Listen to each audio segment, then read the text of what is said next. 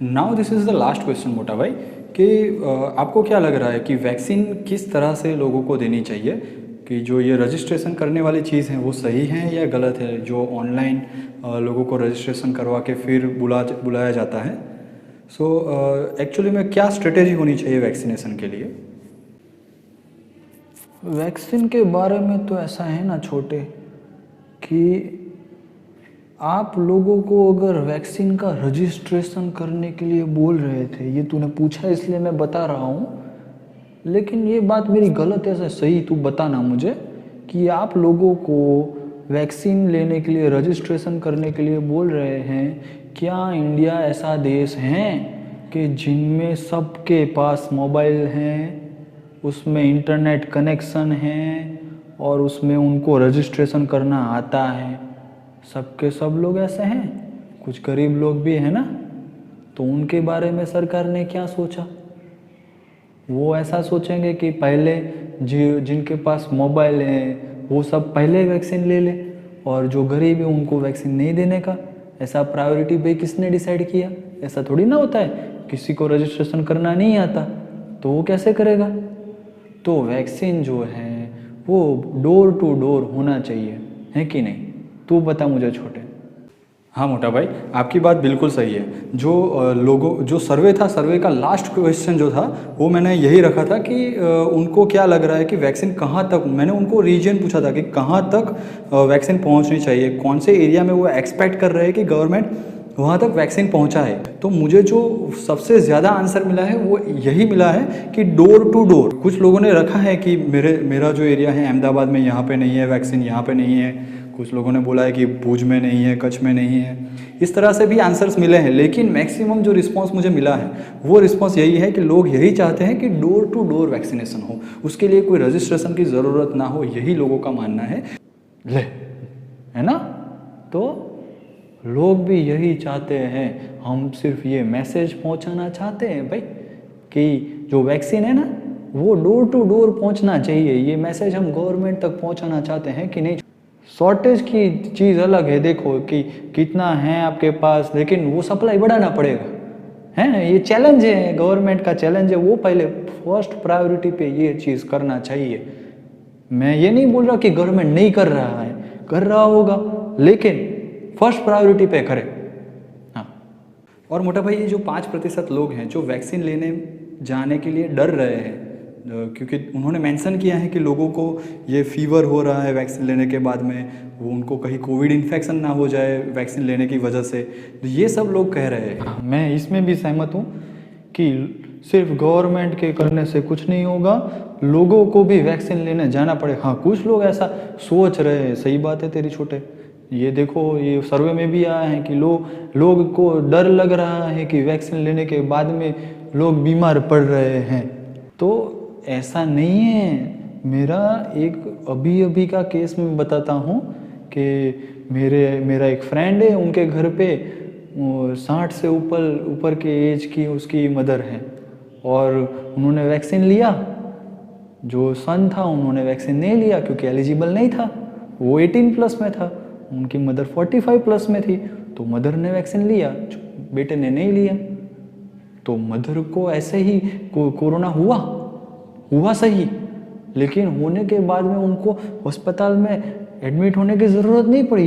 ये छोटे देखो, ये वैक्सीन का डायरेक्ट एग्जाम्पल है, ये सीधा एग्जाम्पल है कि उनकी इम्यूनिटी बढ़ गई तो उनको एडमिट होने की, वो 60 प्लस एज की थी।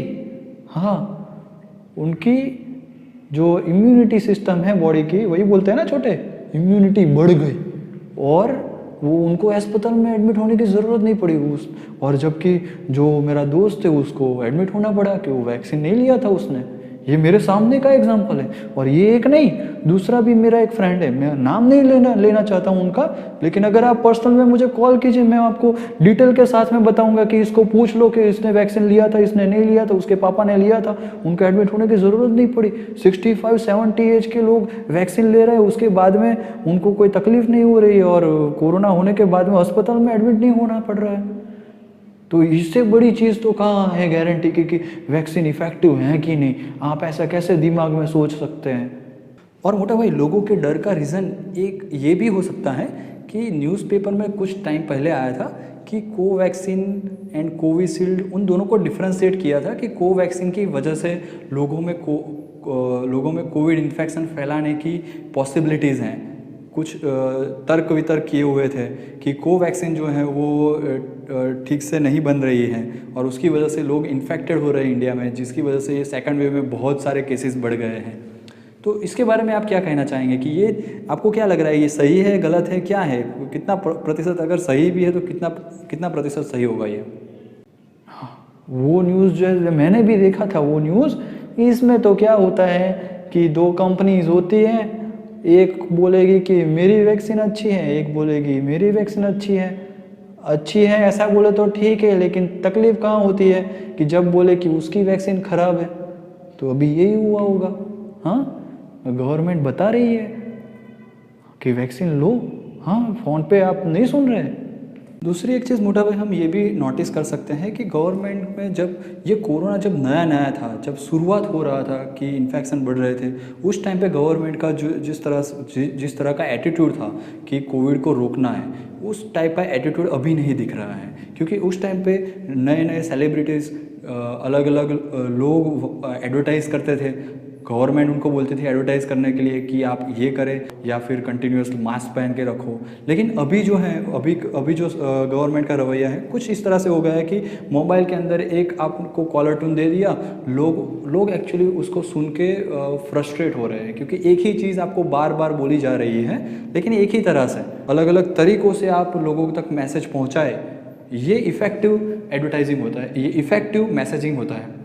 तो ये अभी कुछ टाइम से बंद हो पड़ा है, जिसकी ज़रूरत अभी है कि लोगों तक अवेयरनेस बढ़ाए और गवर्नमेंट आपके साथ है ऐसा फीलिंग उनको दे, लोगों को फीलिंग ये मिलना चाहिए। तो इसका मतलब दोनों को साथ साथ में चलना पड़ेगा, गवर्नमेंट को भी पब्लिक को भी, दोनों के बीच में ट्रस्ट होना ज़रूरी है। अगर ट्रस्ट नहीं है तो ये कोई एक काम नहीं हो सकता, मतलब एक से काम नहीं हो सकता। ये दोनों को साथ में मिलके करना है। हाँ, ये बात तेरी सही है छोटे। हाँ, किसी को हम ब्लेम नहीं कर सकते। अभी का सिचुएशन ऐसा है कि आप ब्लेम करने जाओगे कि तो आपके ऊपर दूसरे 4 ब्लेम आएंगे। ये नहीं गुजराती में बोलते हैं कि उंगली करने से पहले खुद के सामने 4 उंगली वो देख लो, ऐसा कहावत है। आप में कहावत होता है ना। और अभी तो कितने ग्रुप चल रहे हैं, मैं व्हाट्सएप में देखता हूँ लोग ग्रुप बना के दे वॉलेंटियर से सब कि मैं देना चाहता हूँ। और कुछ लोग हैं कि जो नहीं देना चाहते, लेकिन उनको मैं रिक्वेस्ट करूँगा भाई कि इन लोगों को ग्रुप बनाने की क्यों ज़रूरत पड़ रही है, क्योंकि शॉर्टेज है वैक्सीन ये प्लाज्मा देने के लिए कोई रेडी नहीं हो रहा है, तो शॉर्टेज है। तो ग्रुप बना के सबको पूछते हैं भाई डोनर की ज़रूरत है, प्लीज़ ढूंढ रहे हैं सब।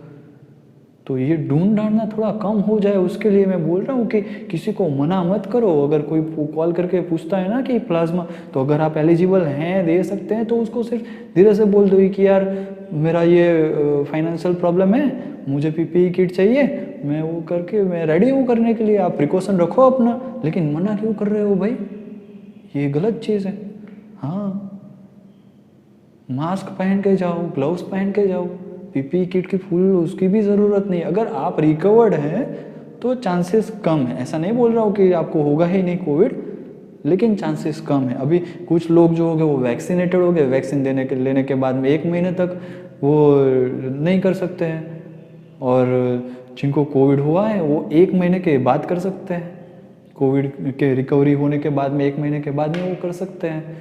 और जिन लोगों को 3-4 महीने से ऊपर हो गया है कोविड से रिकवर होते हुए, वो भी नहीं कर सकते। तो एक पर्टिकुलर टाइम फ्रेम है छोटे, सही बोल रहा हूँ ना मैं, कि उसी पर्टिकुलर टाइम फ्रेम के अंदर अगर डोनेट करे तो ही वो एलिजिबल है। तो इतने तो बहुत कम होंगे ना, लेकिन वो कम कैसे, आप उसको इंक्रीज कैसे कर सकते हो? अगर ऑल द पर्सन्स, सबके सब लोग अगर बोलते हैं कि हाँ हम रेडी हैं, किसी को मना मत करो, तो ये साथ मिलके ये प्रॉब्लम का सॉल्यूशन निकल सकता है। मुझे तो ऐसा लग रहा है छोटे। देखो, हाँ, अभी तू बता, तेरा जो फाइनल कंक्लूजन क्या है, तू बता। मैंने तो अपने हिसाब से जो बोलना था बोल दिया। हाँ, एट द लास्ट मोटा भाई मैं कुछ सर्वे के फैक्ट्स रिवाइज करवाना चाहूँगा। कुछ लोगों का कहना है कि उनका जो बॉडी स्टेमिना है कि कोविड में से रिकवर होने के बाद में भी उनका बॉडी स्टेमिना जो पहले जैसा था वो नहीं मिल रहा है। तो मतलब सबसे ज़्यादा अभी इम्पोर्टेंट क्या है कि आप कोविड से इन्फेक्टेड ना हो, कि जिससे आपको ये सब उसके जो साइड इफ़ेक्ट्स हैं उससे ज़्यादा जूझना ना पड़े। लोगों के रहने करने में बहुत ज़्यादा डिफरेंसेस आ रहे हैं। लोग जो पहले बाहर जा रहे थे कि दिन में 3-4 बार तो इजीली बाहर हो आते थे, अभी क्या हो रहा है कि एक दिन में हार्डली एक बार बाहर जाते हैं। और पब्लिक गैदरिंग्स, एक साल में लोग एक शादी भी अटेंड नहीं किए, ऐसे भी लोग हैं। और उसे पता चला है कि नॉर्मली इंडिया के अंदर डायबिटिक पेशेंट भी ज़्यादा है, ब्लड प्रेशर और डायबिटिक पेशेंट्स भी ज़्यादा है, कि 50% फैमिलीज़ के अंदर एक कैंडिडेट तो ऐसा है ही कि जिनको या तो ब्लड प्रेशर है या तो डायबिटीज़ है। So that means we are required to be more conscious about our health and our elders. जो लास्ट चीज़ है जो सबसे ज़्यादा लोग चाहते हैं वो ये है कि वैक्सीन जो है वो डोर टू डोर पहुँचे। They need to develop a strategy in which they can go door to door for the vaccination. सो इसके साथ हम ये कन्वर्सेशन ब्रेनस्टॉर्मिंग सेशन ख़त्म करते हैं और हम चाहते हैं कि आप मैक्सिमम लोगों तक ये वीडियो पहुंचाएं कि जिससे लोगों में अवेयरनेस बढ़े, प्लाज्मा डोनेट करें, जिन लोगों को ज़रूरत है उनको मदद करें और together we can win this battle against COVID-19. So I appeal to each and every person that please remove the negativity around you or from your mind and develop some positivity. Don't keep blaming the government and the hospitals and the other persons or your neighbors. Don't do this because it creates negativity. We need to develop the positivity. Try to help people. जिनको ज़रूरत है उनको call करके पूछे, उनको just ये बताए कि हाँ मैं हूँ, don't worry, I am here for you brother. This type of mentality will help the people and it will heal our nation. So this is what I wanted to say and please share this video. इसको share ज़रूर कीजिएगा और like कीजिए and subscribe to our channel. वो लाल वाला button है ना, दबा दीजिए उसको, है ना। अगर आप इसी तरह से वीडियोस देखना चाहते हैं और कोई टॉपिक सजेस्ट करना चाहते हैं then also you are welcome and you can comment in the comment section.